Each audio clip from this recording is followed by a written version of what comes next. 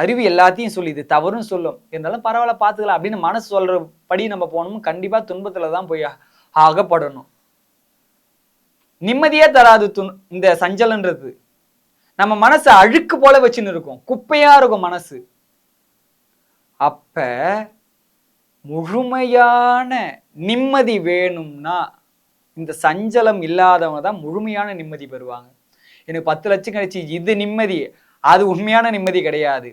எண்ணத்தளவில் ஒரு அழுக்கும் இல்லாமல் தூய்மையான சுடர் போன்று உள்ளத்திலே எரிகின்ற எண்ணம்தான் உண்மையான தூய்மையான எண்ணம். அதுதான் உண்மையான நிம்மதி.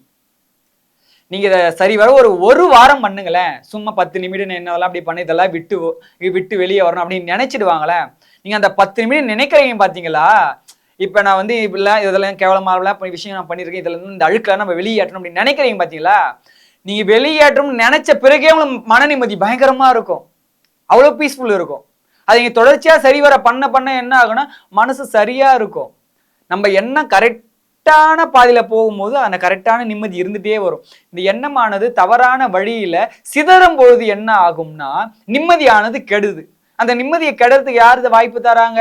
நாம தான் வாய்ப்பை தரோம். அப்ப நாம நம்மளுடைய அறிவின் படி நம்ம செயல்படுத்தா அந்த நிம்மதி கெடுமா? கெடாது. அப்ப நாம தினமும் கண்டிப்பாக நாம் செய்த விஷயங்கள் எல்லாம் நம்மளுடைய வரக்கூடிய சுரக்கக்கூடிய எண்ணங்களையும் அனைத்தையும் பார்க்கணும். பார்த்து அதை சரிநிலைப்படுத்த வேண்டும், சமநிலைப்படுத்த வேண்டும்.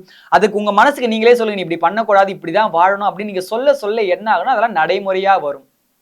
கண்டிப்பாக சஞ்சலமற்ற வாழ்க்கை வாழ உங்களுடைய எண்ண அலைகளை நீங்கள் சரிபார்க்க வேண்டும் என்று கூறி, கற்றது கை மண் அளவு, கல்லாதது உலகளவு என்பதையும் கூறி விடைபெறுகின்றேன்.